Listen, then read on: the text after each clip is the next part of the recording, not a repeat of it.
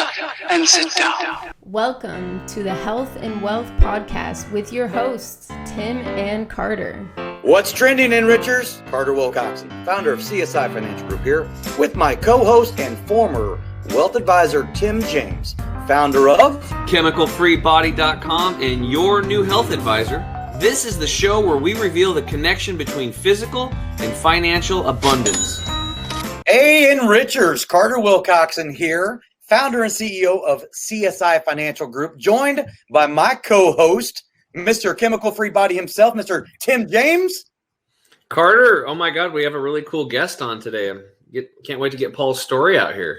I know, it's pretty awesome. So, Enrichers, we are joined today by a gentleman that I was honored to have met about a month ago, told him all about the Health and Wealth podcast and said, hey, I think you would be a phenomenal guest. Your clients want to hear what Paul Elmendorf can help them with and more of your backstory. So do you think you would be interested in being a guest on the podcast? And I wrangled him down a little bit and twisted his arm pretty hard. And he goes, all right, fine, Mercy, I'll be on. So we are joined today by Paul Elmendorf from Austin, Texas. Paul, thank you for being on today. Hey, thanks for having me. Excited to be on here. The basic idea behind y'all's podcast is just extremely interesting to me. You know, the tie between health and wealth, and you guys seem like great guys. We had a great conversation about a month ago there, Carter and Tim. We just met, but I'm sure we're gonna have a good time. So thanks for having me. Yeah, no, hey, absolutely our pleasure. And, we'll go ahead and just jump right on into it so that our audience, who we call Enrichers, it's really about, that abundance mindset. And, those of us who are in the wealth side of the equation, we think about abundance and having plenty of money typically. But there is a direct correlation and connection between, your wealth and your health. So, if you don't mind, Paul, let's get started a little bit with, share with the audience, what brought you into the financial services arena, some of your background and things like that. And, your why, if you will. Sure. So I was not always in this industry. I took a very typical career path of middle school English teacher to financial advisor. As a matter of fact, we're an M Financial firm, which is a large association, essentially, of financial firms dealing with insurance, investments, and planning. And when I was on with our central office, HR, the woman who interviewed me, her name is Susan. She started the interview by saying, an English teacher. I've been doing this for 20 years. I've never interviewed an English teacher before. This should be interesting, which is the best thing you want to hear from someone who's interviewing you. And luckily, we're all independent firms, so it didn't really matter what she said. It was a checkbox, and I started here. The way I got here was, I was a teacher, and I taught our firm's founder, Jim, his son. I was his son's teacher and advisor. So I became close with their family throughout the course of Jess's year. That's his son. And with the family, we just got along great. I knew these were going to be friends after the kid left. And towards the end of the year, I was done teaching for all of the reasons that you could imagine why somebody would be done with teaching. Between the hours, the pay, the horizon, looking forward as to what the possibilities were. I was burnt out. And I went to Jim. I said, hey, can we go for a beer? And sat down at a bar, and he goes, okay, what's this all about? And I said, well, I need to get your advice. He goes, you're leaving teaching, aren't you?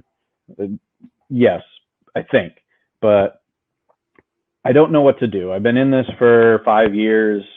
I think I'm burnt out, but I do know it'll get better as time goes on. Do I stick around? Do I stick with this? I know I'm good at it. Or do I move on to something else? And he said, you've already made your decision. What do you want to do next? And I said, I have no idea. He said, it helps me absolutely none. He said, I work with businesses all over the country. I can help you find a job, but that does me absolutely no good. So what can you do? And I went through the list of things the teachers are good at, the things that I was trained to do. Managing a lot of projects, right? You can imagine when you've got 100 students working on 100 projects that you have to keep track of exactly where they are in all of those stages, as well as differentiate to their unique learning ability. There's a lot of organization that goes on around that. And as well as communication skills. How do you deal with individuals, communicate, get your message across, allow, listen, deal with conflict, deal with hard conversations, all of those things. And the third major pillar was taking a very complex idea and distilling it down into something that a layman could understand, someone whose area is not that. And I don't care if it was English, I don't care if it was math, whatever it was, it didn't matter. Get that complex idea down and let somebody understand it and do it in a bunch of different ways. And he said, well, shoot, I've been looking for somebody with that skill set for about 6 months. You don't know what I do, but I can teach you the business. I can't teach those skills. So apply with me. I'm going to go hands off because we have a relationship. I'm going to put you in the hands of the rest of the firm, and whatever they say goes. And so I did a bunch of tests. I went through, personality things, interviews, long full day interview, few other interviews. I had a math test, and I studied really hard for it for right up until it, because I didn't know a ton about finances. I knew enough, but not a ton, especially to go into a financial planning office. And I finally comes up to the test. I click go. It's online. It wasn't on anything financial. It was basic math. The test. So I'd spent probably 30 hours studying for a test I did not need to study for whatsoever. But got through the application process, got along with the staff and the other advisors really well. And they hired me on. And here we are half a decade later, catching on to everything, getting the licensures and, learning the business, learning the ins and outs of all the things that I do. And it's been a great ride. I really enjoy the business that we do. One of the things that really helps is, when I sit across from a business owner, because that's our primary clientele, and they've worked for 20 years on building a business and are scared, frankly, of walking away. What does this look like? Am I financially secure? Am I, this, that? And being able to put that peace of mind in their head is fulfilling. And it's not just the business owner, but it's their employees too. My favorite phone call I think I've gotten was maybe 6 months in. A client of mine called from Tennessee, and he said, look, we've had this employee who has been with us from the beginning. Me and my two brothers own this business. He's not family, so he doesn't have any equity in the company, but he's basically one of us. And we want to make sure that when he retires in, 8 to 10 years, he walks away with at least $1 million from us. How do we do that? And that was a puzzle I did not mind solving, not at all, because I knew it wasn't just these guys. It was that in general, we do have the type of client that really cares about their employees. Those guys are a lot of fun to work with. So giving that peace of mind to them, rewarding people who have worked really hard, it's fun. It's fun. Yeah. So yeah. Paul, let me ask you, because I don't know if I asked you this previously, but what is because a lot of the things you're talking about from a teacher's perspective, and I was probably the worst student when it came to teachers growing up, simply because when you're an entrepreneur, that mentality, when you're just like, that's a stupid way to do that. Why would you do it that way, right? You don't know that at the time, but I'm curious. what was the age bracket that you were working? Was it high school? I'm assuming, sophomores, seniors. Was it 8th grade? What was the the kids that you were teaching? My home spot was middle school. I taught high school at one point, but most of the time I was teaching, I taught middle school. So 6th, 7th, and 8th grade. My last year was 8th grade, happened to be that, but it depended on the year where they stuck me. And middle schoolers, whenever I have somebody who wants to be a teacher that talks to me, hey, getting advice on it, I don't say no, just don't do it. If you have a passion for it and want to go through that, sure. But they ask me, why middle school? And I get that from a lot of people too. Is just, what are you thinking? And really, my only advice to them, or my best advice that I can think of anyway, is, look, middle schoolers make me laugh. They are absolutely hilarious to me. Whatever group of kids you can, one, laugh either with or at or both, I don't really care. But as long as you're laughing, and whose problems are you willing to deal with, that's the age group you should teach. And that's how I ended up with middle schoolers, is because I find them absolutely hilarious. And even though you can't do it right to them, their problems are usually pretty funny too. So it was, so it was middle school. The long answer to your question was I taught middle school. Yeah. Well, and that's interesting because my son, Carter Samuel, who is 14 and I know that as a parent of a middle schooler, how, puberty that they're going through and, Yep. dealing with all these different things. I can only imagine what that is like as a teacher, because it's like this roller coaster at all times. And then, of course, boys and girls, each one of them are in that part of their life as well. So I didn't know if it was high school or middle school, but thanks for sharing that. Yeah, of course. I've got the most important question of the day here for Paul. Did they allow you guys, when you were teaching, did they allow the kids to play dodgeball? At our schools, yes. No way. They banned it like the year after I left my high school. I felt so bad for everybody because it was so fun whacking people. It's a great game. And frankly, I didn't even mind jumping in there. There's nothing they like better than hitting the teacher square in the face or whatever. And there's nothing more cathartic. You know where that's going. And rearing back and tagging somebody that needs it. But yeah, we had to use the foam balls, the squishy ones, which is all well and good. Sure. The big rubber ones were kind of a disaster. But we definitely played some dodgeball. Yeah, that's cool. I remember my son when he was he was in grade school. I was a parent something, and they playing dodgeball, and they wanted me to get in, so I was out there doing it and stuff, and I tried to whip one at my son pretty hard because he was my son, and it missed him and went back clear in the back of the room, and there was this little kid sitting there, and it hit him in the gut, and he folded over, and I felt like the worst. I couldn't feel any worse. Okay, that was at the beginning of the dodgeball thing. Well, wait, it gets worse. Oh God! Swear to God, so then I'm just kind of taking it easy, and by the end of the deal, I'm like, I swear to God, I try to hit my son again. I miss him, and I hit the same kid in the guts again.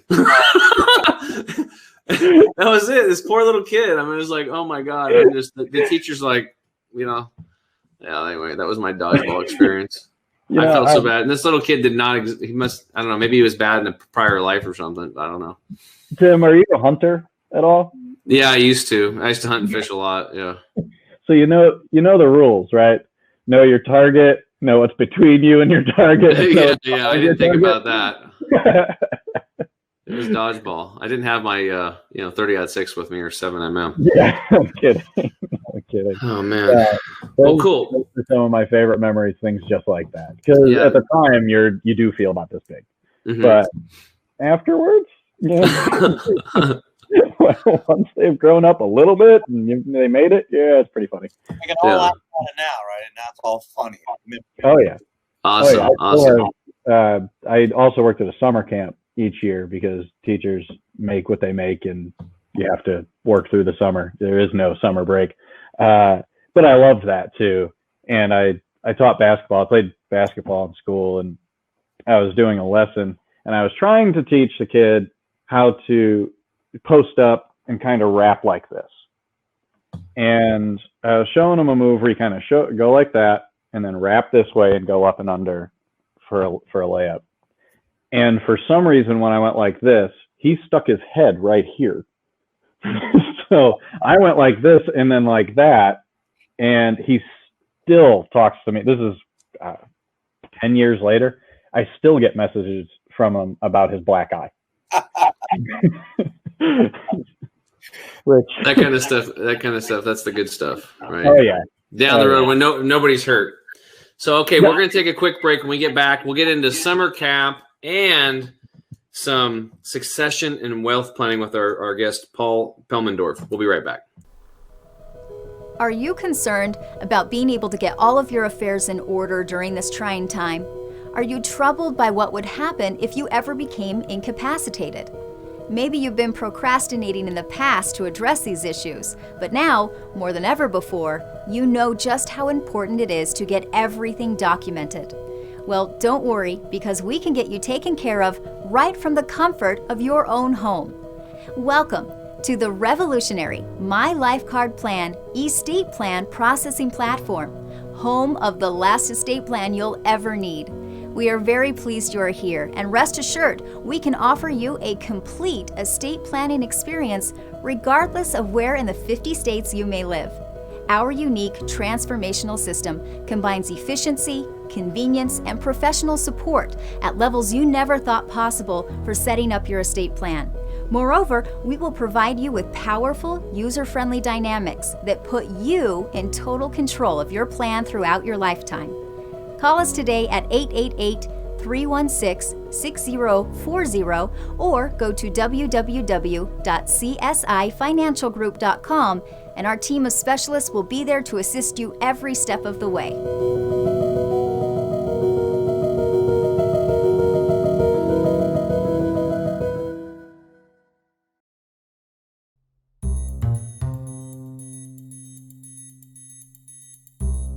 What's up, enrichers? Tim James here with my co-host Carter Wilcoxon. Hey. Today in the house, we've got Paul Elmendorf. We were just joking about it. He gets his name's hard to pronounce, but we figured it out. Elmendorf, Paul Elmendorf. Yep. So, Paul, thanks for being on. So, tell us about summer camp, and I know Carter's got questions about succession and wealth planning. Yeah. So I worked at a summer camp while I was a teacher. It was great. We how would I put it? It was a 7-week summer camp, so you really got to know the kids. Pretty intense, and you see them year after year and get to see them grow up. Great place. I don't know. It was silly. It was a lot of fun. It was one of the hardest things I had to do to leave when I started doing this, because you can't take 10 weeks off in the summer and do what we do. But all kinds of fond memories, lots of great kids. I still get messages and talk to a decent amount of them now. They're all grown up. They're asking for jobs, hitting me up on LinkedIn. That's my favorite. Josh requests you on LinkedIn. I am trying to be an intern at, wherever it is. But yeah, fantastic experience for a long time. Well, Teacher. Well, let me ask you, because I never went to summer camp, and unfortunately, because of what's going on right now, my son was not able to go to his church camp. It's a week long and everything, and he loves that because he gets to hang out with a bunch of kids, his age and everything, and they range from anywhere between 8 to like 18, something like that, or maybe even 6 to 18. And he, every time, we drop them off at the, the buses and everything, and they hop up and they go up to Sedona or area, right? Northern Arizona. Yeah, very cool. Especially in the summertime here, right? It's really nice. It's about 4,500 elevation, so it's not excruciatingly hot. Yep. And every time when he comes back, he's always just had such a great time as a kid. Now, I never did anything like that myself, so I'm vicariously living, through him. Which it sounds like to me that you kind of are still connected to all those kids. You must have had some sort of an influence and an effect on them for them still to be reaching out to you. So what is it like, for and maybe you can tell us, the kids that you really work with, their age brackets and everything. What was it like, at camp for those kids? What type of experiences? Because I always think the movie Meatballs, which I don't know if you remember that with Bill Murray, and you have this impression of what summer camp is, and of course you can take it to another extreme with Jason Voorhees, right? Friday. Right. So what is it like, you think, for the experience from your perspective, but also those kids? What is it their experience while they're going through that 7 weeks? Yeah, I'll tell you what. Well, one, the vicarious bit that you mentioned on there absolutely was me. I didn't get to go except for a couple of basketball camps when I was a kid. So it was really I didn't really know a whole lot about it going in, and it's way more Meatballs than Jason Voorhees, and Meatballs isn't that far off. It really isn't. Everything you see in there is what you get, slightly tamed down, but not by a lot. We still had the midnight raids that were attempted, which were always hilarious because I had middle school aged kids that were under my jurisdiction, if you will. I ran the middle school camp, and whether they're middle schoolers or high schoolers, the younger kids had no idea what any of that meant and just wanted to play with Legos and go in the water. But the middle schoolers and the high schoolers, they're like, oh, we're going on a raid. They can't keep a secret. They can't do it. They have no, in my 7 years doing it, there was 0 successful raids because we'd either be waiting for them at the bunk that they were planning on going to or just outside their bunk. But they still try. They tried every year. The kids got a lot out of it. There's a lot of structure, but it's all play, right? Every minute of every day is what can we go play, which is great for me because I love playing too. I'd go play soccer and dodgeball and kickball and wiffle ball, all of those things. So it's play, but then there's the rules too. You got to wake up and make your bed. You got to show up for breakfast at this time. You've got to go to lunch and do this. You've got to line up and listen to the announcements and this and that. So there's a decent amount of structure and accountability that they don't get at home. You live in a bunk with 18 other, there's 18 12-year-olds living in a bunk. Social dynamics and rules are just incredible in there. Imagine that mix up. Carter, you've got a young son. Well, when he has friends over, right? Yep. If he has more than 2, I could imagine what that looks like, right? Now, stick him in a room with 17 others and then keep them there for 7 weeks. That's a social experiment. But the great thing is they'd leave camp pretty much as different people from when they showed up. They had grown. They had to deal with conflict. They had to deal with it on their own. There was no mom to come in and help. And counselors are trained to be like, I'll help, but this is something you two have to fix. And they did. And you get to the end of the summer, about a month after summer, we'd be getting calls from parents saying, who did you send back to us? Why does he make his bed? We don't understand. What do you do? What do you do there? I don't get it. Of course, by the time they got back to us the next summer, they were ruined and we had to fix them again. But it was a nice cycle. You come in and by the end of the year, there's a lot of tears on the last day, a lot of tears, from the youngest to the oldest kids. It didn't matter what the age was for all of the counselors, the head staff. I mean, it's a sob fest for about 3 hours while everybody gets on the buses and goes home.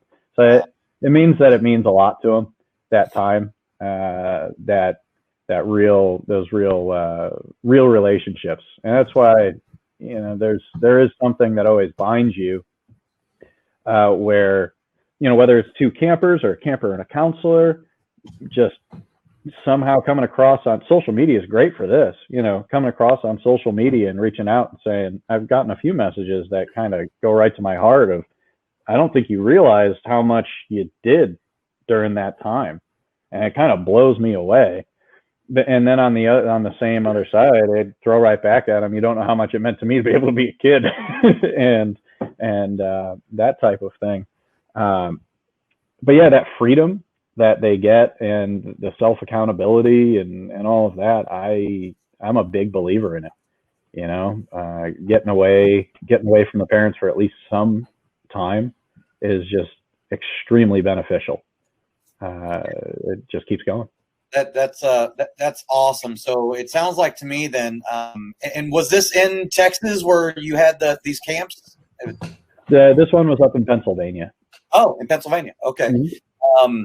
So let's talk a little bit about and transition into what you're currently doing now. Mm-hmm. And it feels like to me, your makeup, who you are is you want to help people and help people become better and empower them at the same time, but hold them accountable and structure like you were structuring these kids and camps.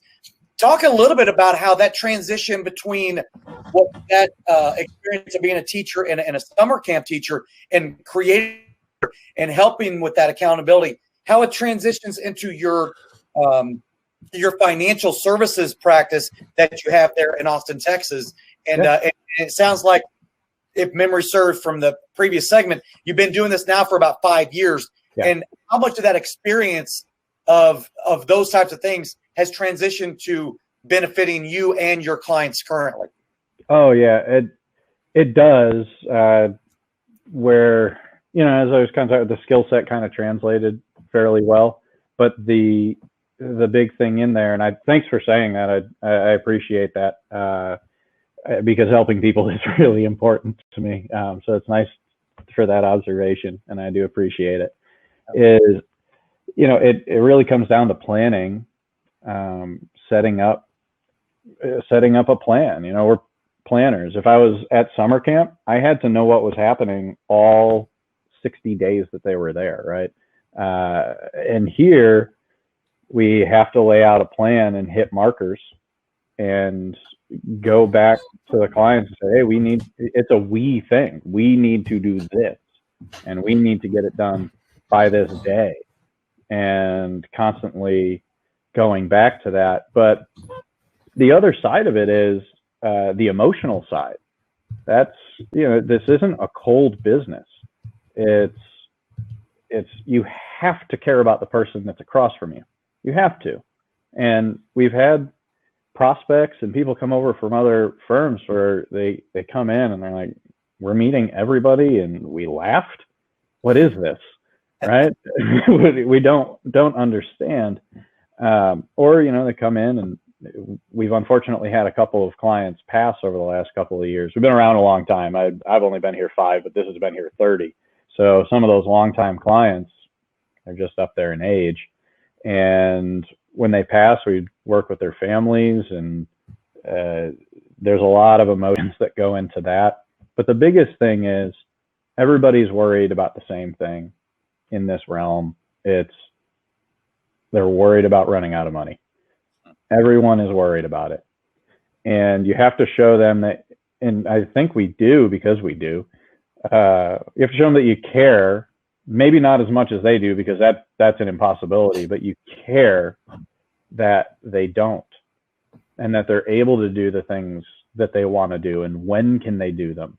And sometimes you do have to say no. Not that they have to take our advice, but hey, we're letting you know don't buy that helicopter. Right? That's not a good idea.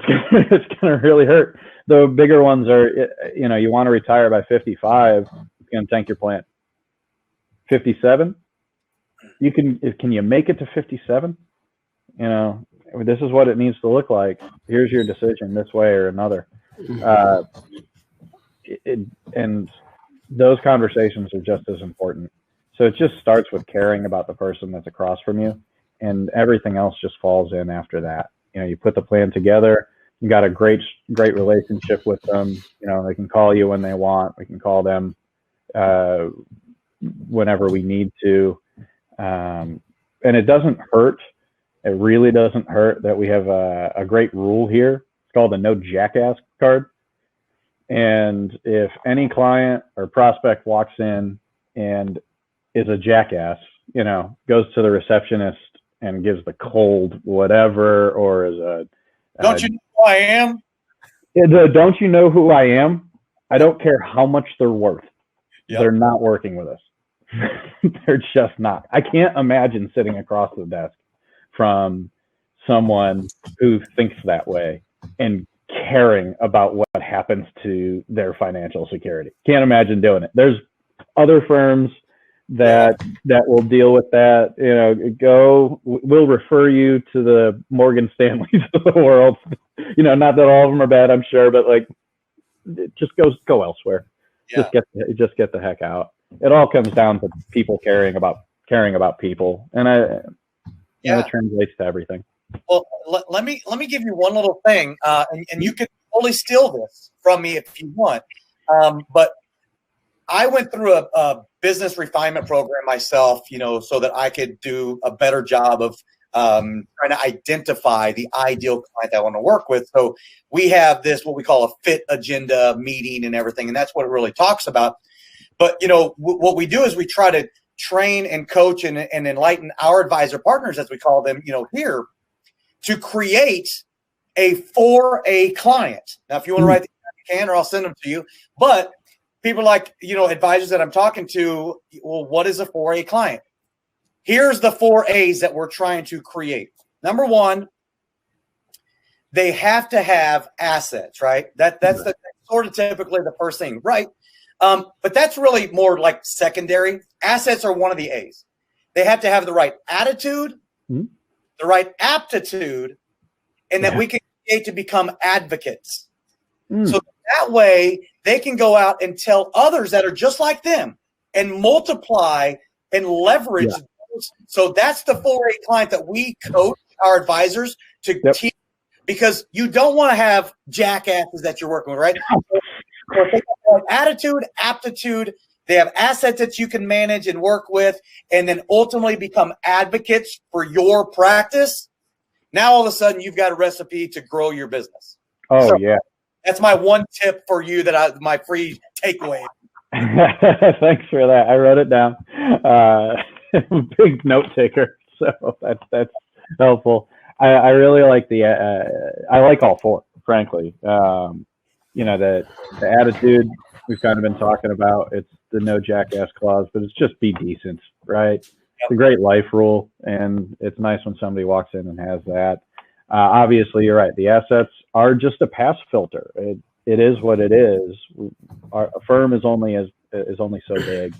And then aptitude, I'm going to bounce back to that one in a second, but advocates are great. We're almost entirely referral based. I don't know about y'all and your companies. Carter, Tim, are you guys how do you guys find clients? Is it mostly referrals, or how do you do it? Tim, you want to answer that question? Well, for me, it started out for the first 5 years. It was all referrals. And then last year, I started a podcast, the Health Hero Show. And I started getting on other people's podcasts. That became a marketing way of doing things. And that's brought in quite a few clients because we're getting in front of other people's audiences. And, when the message is there, it's going to resonate with some folks and that are ready. And then they're like, I like that guy. Sounded like a decent person. It's made too much sense. Sounds good. I'm going to try it out, It's funny because, I don't know, we're probably 80% of the guests that come on the show. Whenever I introduce them to Tim, and he's going to get into the health side here in our last segment, but every one of them, they're like, oh, I went on your website. And so it's a great way for him to be able to, some of the advisors that I bring on or guests that I bring on is a great entree into, his practice and everything. But that how we started was that way. I hired this firm to get me to be guest on these different podcasts, and they reached out to Tim, and then he did research. He reached out to me. We start chatting back and forth, and he's like, dude, you should start a podcast. I'm like, I don't know where to start. He's like, I got a company that can help you start a podcast. And then the more we got to know one another, I was like, dude, we should have like a health and wealth podcast. We'll co-host it together. And then oh my goodness, that's a great idea. I wanted to do that before. Anyway, it is word of mouth a lot of times with me. We're very super selective on the type of advisor we want to work with. We can't talk out of both sides of our mouth where I'm like telling you the client, and then we'll take every advisor out there because they can be, chuckleheads themselves. Yep. Look, life is so long or it's so short, whichever way you want to look at it. Yes. You want to enjoy life. You want to enjoy the people you work with. Our clients, we take the same approach. So they become advocates for us, and they are the ones telling their, they go to these different, conventions or, their podcasts or whatever it is. They're like, oh my goodness, you got to call Carter over at KSI Financial Group because his goal and objective is to help you build your business and help you grow through client acquisition. So that's how it's really worked for us. And, Tim and I, we became fast friends, and it's been a lot of fun doing this podcast. So anyway, I know we're probably coming up on the clock, Tim, if you want to, how are we looking on time? Yeah. So we'll go ahead and take a quick break. And then when we get back, we're going to get into anything else that Carter has questions for with Paul. And then we're going to get into Paul's personal health questions. We'll be right back.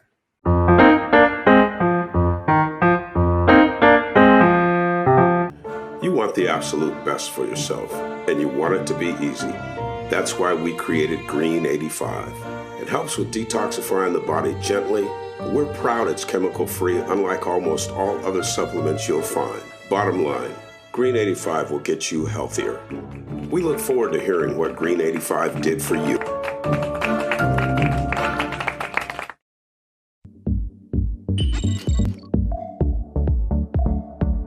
To get this product and our other amazing products, go to chemicalfreebody.com. That's chemicalfreebody.com.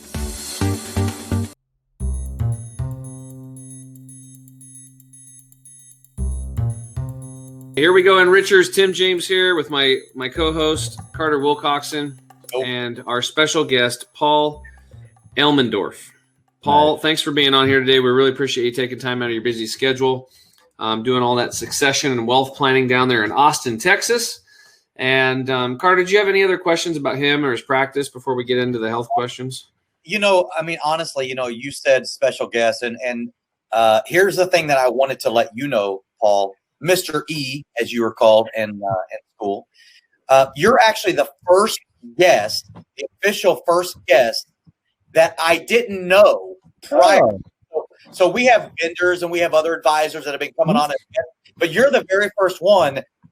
So kudos to you to recognize the opportunity to come on here to be able to talk about yourself and get your perspective ideal for a client's maybe right to understand you a little bit better and not be able to take this out there and share with your current clients, and they can then, easily give it to someone and hopefully you can, grow your practice, 5 years of doing it and everything. I mean, you're just getting started.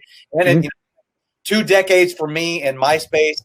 Tim was 7 years in that world before he got into, the health side of things. And that's a great segue into the questions that you want to talk about with health-wise. And now I'm going to be able to sit here and just kind of be quiet. Yeah. So Paul, is there anything like for yourself personally, or any questions for a friend or family member in regards to their health or things you're like working on, any goals or concerns? Yeah. And I was thinking about that before coming on, there's the beginning. It's pretty close to the beginning of the year, right? So it's a pretty common time for everybody to reassess what's going on here. So it was already in my head because I hope most people do kind of do a yearly assessment, but definitely in my case, I was thinking about all this, and there's a few focuses that I have right now, and I'd love any advice on how to improve them, right? Or habits, the best habits I could have, and the most important one to me right now is honestly sleep. You know, I know how big what that does for both your body and your mind, you know, letting you refresh, allowing you to recover and all of that, but it's still a challenge, right? When you work long hours, when you want to wake up at 5 a.m. and go to the gym, but you're going to bed late or whatever, what's the best way to balance? Like how much do you put on sleep versus being active? Because they can tug at each other when you're working full time and trying to have a social life. But what's the best balance? Well, they're equal. So when I look at everything, there's you have to think about what's the most important thing in your life, or nutrient. That's going to be oxygen, right? Without it, you're dead in about 4 to 7 minutes. So oxygen's pretty important, right? Number 2 is water. Water, you can last about 11 days without water. So that's pretty important. Number 3 is going to be food, right? Things you consume. So food-based supplements, hopefully to supplement, to replace what's missing in the 85% that's been farmed out of our soils today. And then you have movement or exercise, not just to build muscle and maintain a healthy muscle and that kind of stuff and cardiovascular, but also to move your lymphatic system, which is our garbage removal system. And more than ever today, with all the toxic pollutants and chemicals that are in our air, food, and water, we need to move that lymphatic system to assist our body to push the stuff out. Then we go to rest, which would be sleep and naps, just as important, right? And there's actually another pandemic going on right now, and it's called shallow sleep syndrome. And a tremendous amount of people have this. And even if you're sleeping 8 hours, you're not getting into that deep, restorative, restful sleep. And there's reasons why. I'll cue into a few in a moment. And then after that, then you've got things like sunshine. Getting outside and getting sunshine is so important because, most people are familiar with vitamin D, and over 70% of us have vitamin D deficiencies. It's actually not a vitamin, it's a hormone. It's inaccurately categorized, and that hormone is responsible for about 5% of your body's function. So it's a big deal. It's a huge deal, right? And if you have dark skin, you need even more, especially up here in the northern regions. So a lot more. So you have that. I think another one that I've added is also the earth. It's called grounding or earthing. So you can kind of put that in with sunshine. Sunshine and earthing is going outside. When we broke, every living creature pretty much is in contact with the water that they swim in or swim on top of, or the ground or the plants they're crawling around. Critters are attached to Mother Nature. Except for humans, we've detached from Mother Nature, literally physically. And as soon as your skin is removed from Mother Nature and Mother Earth, Gaia, inflammation begins, and you're going to have poor sleep. Okay. So, and this isn't woo-woo stuff. This is measurable. I can do something. I think we talked about this before, Carter, in another episode, live blood cell microscopy, where we take a dark field microscope and we look at your blood. We can see it kind of doing its thing, dancing along in there. See what other kind of critters are floating around in there, and if your cells are round and plump and independently floating and full of energy, or are they clumped together and like they look like strings of spaghetti, and what we call a rouleau effect, meaning that you have a low energy system, which most people do. So so we can test your blood, and then we can have you go barefoot for 2 hours or lay down naked outside on the ground for 2 hours, and then come back and test you again. And you'll see your blood racing across the screen there. And it's because the earth has a magnetic charge. Being a camp supervisor, you guys probably had some compasses out there, right? Yeah, of course. He played with the compass before. It's like, there's a magnetic field. We know there's an energetic field that the Earth has. That's what moves the damn needle on the compass. Well, that's this energetics, these energy from the field is like a battery charger for our cells, like literally. So this is a huge concept. I mean, there was a documentary. A guy was like a National Geographic's documentarist, and he was in tremendous pain. And he was living up in Alaska. It was the middle of the winter. There's literally like 6-7 foot of snow outside, and he was in so much pain. He was online just trying to find something. And he ran to this earthing thing. He's like, that sounds like woo woo. Kept going. Finally came back to it. He's like, I'll try anything. So he went outside, went underneath the cabin, and then dug a hole down in the dirt and got naked, 20 below, and laid on the dirt. That's how much pain this guy was in to do this, 20 below. And he's out there. He said for about 20 minutes, I couldn't take it anymore. Came inside, and he goes, and I got a fairly decent good night's sleep. So he goes, next day, did it again, went outside naked, got under the dirt, and laid there for 20 minutes, came back in, and he noticed his teeth wasn't grinding anymore. So instead of going out into the dirt and 20 below, then he's smart. So he ran some leads, dug down in the snow, dug in the dirt, put some leads in, some metal leads, and then ran them through the window, and then taped them with the little sticky things onto his feet and started sleeping. And he freaking healed himself of all his pain and injuries. And he was just like blown away. Then he found this other guy that was doing this work forever. And the guy's like, I have these products. Let me ship you some. And he started putting them on everybody in this small town. Long story short, like everybody in the town, problems started going away. Shoulder issues, sleep problems, digestion issues, all kinds of things. One lady came up to him, and one lady gave him the stuff back. And he's like, what's wrong? She's like, it's working too good. I'm afraid that if I get too healthy, they're going to take me off my Social Security disability, and I will have no income. Wow. Right. Think about this. This is a documentary out there called, I think it's called The Grounded. You guys have to watch it. It's called The Grounded. Yeah. It's awesome. And so this guy he being a guy who makes documentaries, he ends up making this whole documentary about this whole process that he went through and all these people in town. He interviews them. It's fantastic. And at the end, there's a guy in a wheelchair, and he gets up and walks. Okay. So, I mean, this is real stuff. So grounding and earthing is very important, especially to your sleep. And then, then obviously your spiritual connection, God, he, she, it, whatever your beliefs are, having a connection with your higher mind, the vortex, your creator, whatever you want to call it. I think it's all the same thing. People just have different names for it. Very important. So those are kind of the 7 or 8 things that I think are important, and they're all of equal value, right? Mm-hmm. But in regards to sleep, one thing that you can do that's a game changer is you can go and get one of these earthing or grounding pads like I have. Now, if you guys look on my desk here, you see this thing right here? Yep. Yeah.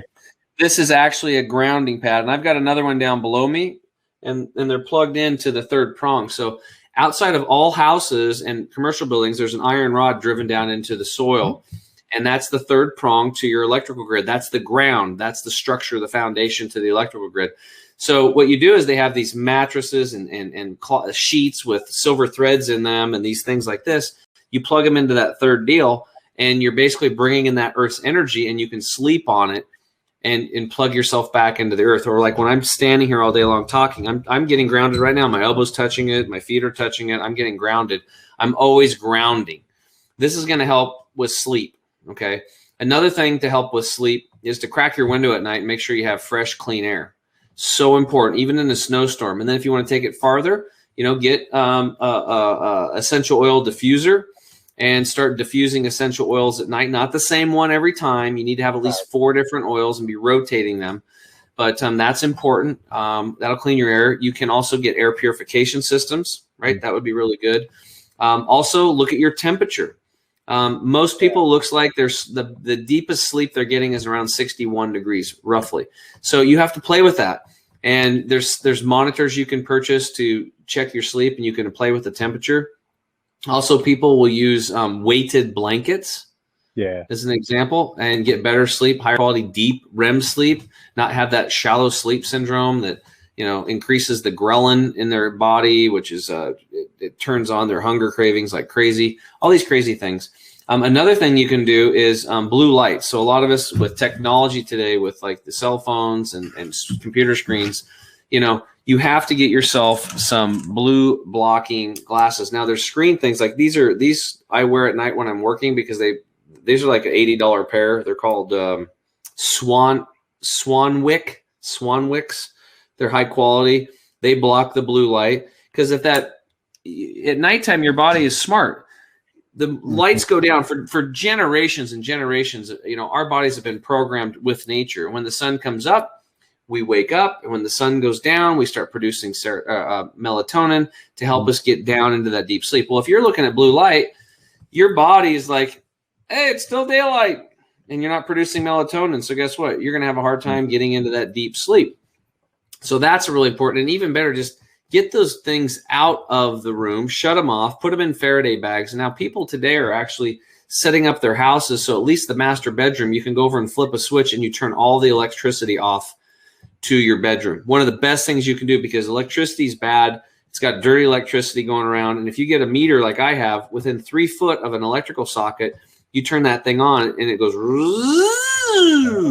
So imagine if your head's within 3 foot of that sucker, or your body, you're scrambling your cells and you're throwing your hormones and everything off, and your kids could be sleeping in it. You could be sleeping in it.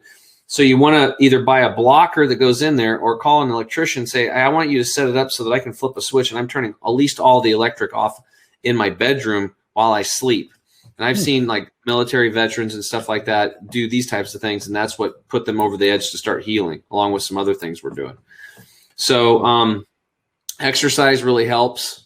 Hot baths, or just rinsing off with water before you go to bed really quick. Just not even a long shower. Just get in, let the water hit your skin, get out, dry off, and go to bed. You can take lavender essential oil, put some on the back of your neck, put some on your top of your big toes. You can also put some on your chest, and that'll help you as well. So there's a ton of things to do. Just gives you an example. Besides changing your lifestyle and eating healthy foods and all that other stuff, you see, it really boils down to a lifestyle, because I just gave you probably 10 hacks, right? So you got to take like one thing, get it in place, go to the next, go to the next, go to the next. And over the, in the course of 6 months to a year, you can have all this stuff in place, and you're going to be sleeping a lot better. That's awesome. I wrote down all kinds of stuff in there. And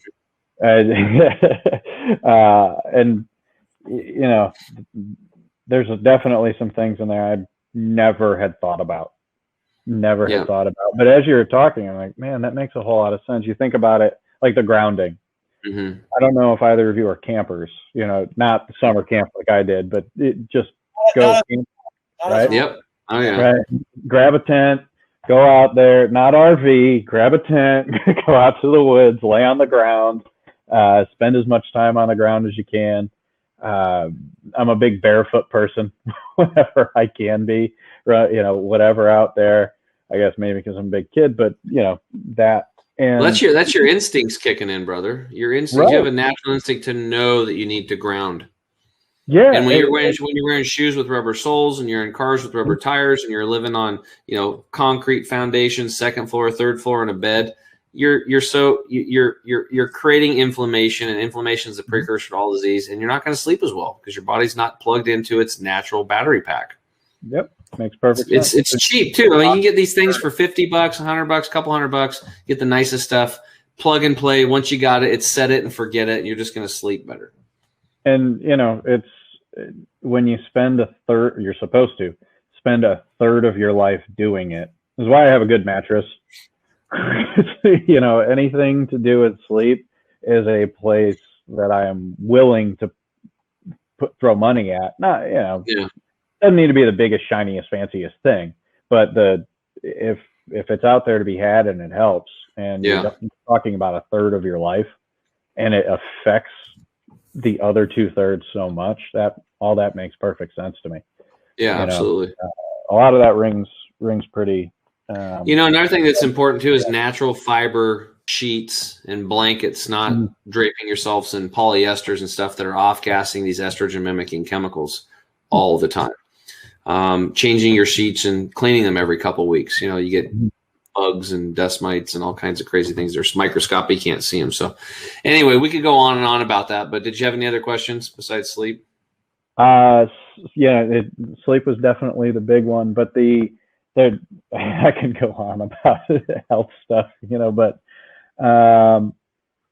And actually, I was gonna follow up on naps, your theory on naps, but They're good. If you could take a nap, take a nap. Nice. How long is too long? Doesn't matter. 5 minutes, 10 minutes, half an hour, whatever your body needs. That's awesome. So you just listen to your body is basically the rule. Yeah, and if you can't do an hour, and you can do 10 minutes, and set your alarm and do 10 minutes.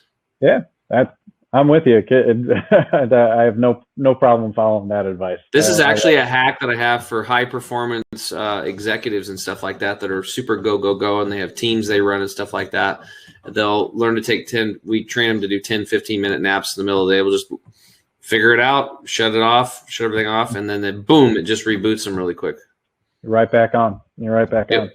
Yeah, it's why you never see your doctor after 2 p.m., right? Don't schedule a surgery for after 2 p.m.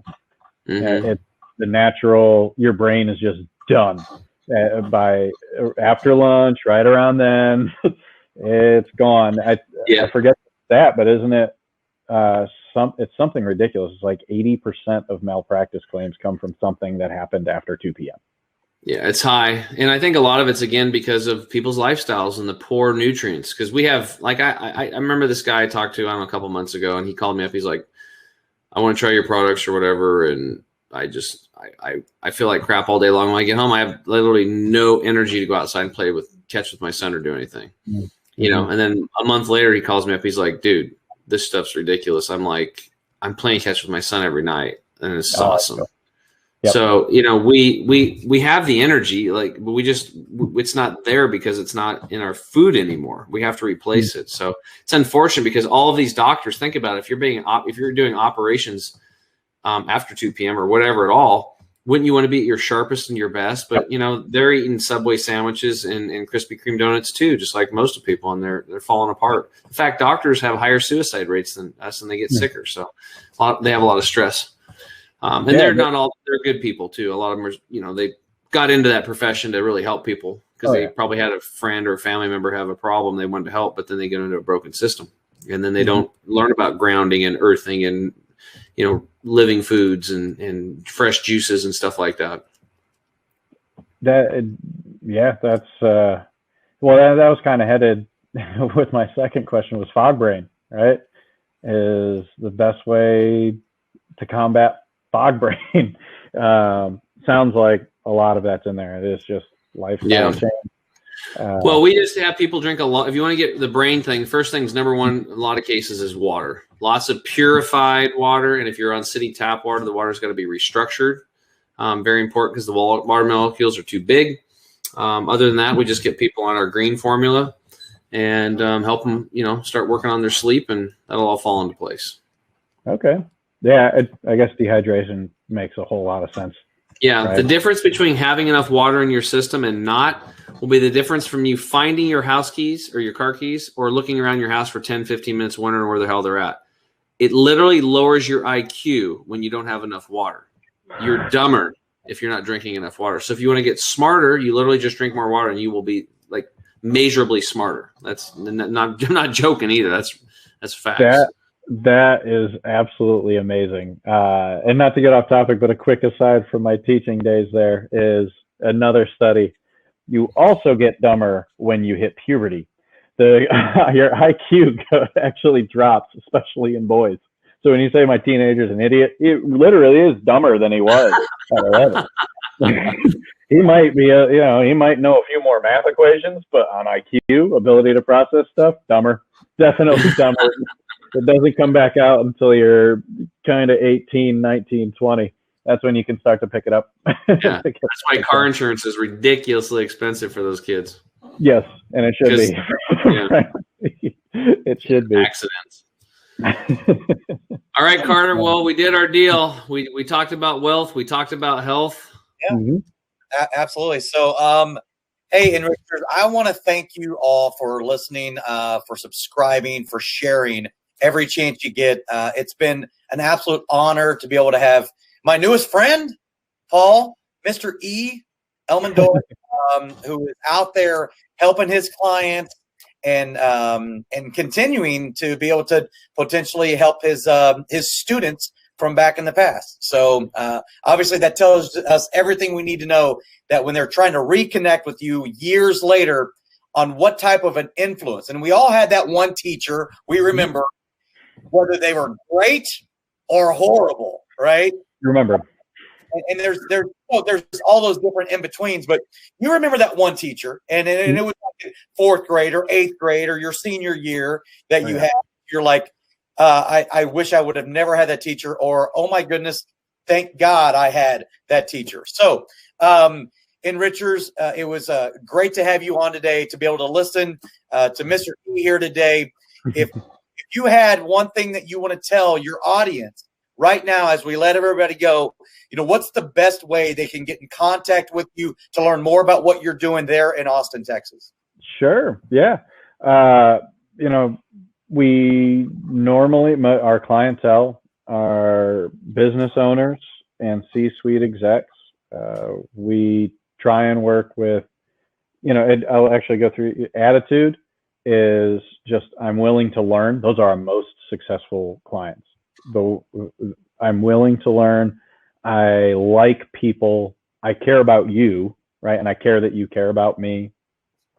When you get into the hard asset stuff, our sweet spot is if you own a company that has a revenue between 20 and $200 million, that's really where we bring the most value are to companies around that side. In the aptitude realm, it goes right back to that learning side, being curious. If you're curious, you do what you do well. If you're a business owner, the heck out of whatever it is you're doing. And we know what we're doing. And honestly, one of the best parts of my job is getting to know what you do. If I'm speaking right to the prospect or client, is getting to know what you do. It's really, really interesting. And having that curiosity is really important. And then on the advocacy side, look, you find people, and I think I have with you too, you find people who care about people and good results, and you connect them. Find people who care about people and you connect them, you're going to be all right. And if that fits who you are, then find us. We're Urban Associates, ERBEN. That's a whole other thing, but we're Urban Associates in Austin, Texas. Easiest way to find us is probably our website, urbanassociates.com. And we're here ready to talk. If you fit that profile, I would love to get to know you and see if we're a good fit. You guys, thank you very much for having me on here. It's clear to me we have 3 people sitting here that care about people. Good things always come from that. So hopefully this is one of them. Yeah, hey, that is fantastic. So, Tim James, I want to thank you again for being my co-host here on the Health and Wealth Podcast. Enrichers, make sure to subscribe, share, and let us know what it is that we can be able to bring next time with the next guest, what you want to learn about. So for my co-host, Tim James of ChemicalFreeBody.com. I'm Carter Wilcoxon, founder and CEO of CSI Financial Group. Honored to have had Mr. E. Paul Elmendorf from Austin, Texas, Urban and Associates there. Paul, thank you so much for being our guest today. Thank you. And make sure that you come back next week, Enrichers, and listen for the next guest. We are always here to bring value every single chance we get. So thank you again for joining us today, and have a phenomenal rest of your day. Hey, Enrichers, thanks for tuning in to another episode of the Health and Wealth Podcast. I'm your host, Carter Wilcoxon. And I'm your host, Tim James. And by God, we are committed to helping you guys have fat wallets, flat bellies. So tune in again for another episode, and make sure to like, share, and drink a lot of water. Or beer. You have just listened to the Health and Wealth Podcast with Carter and Tim.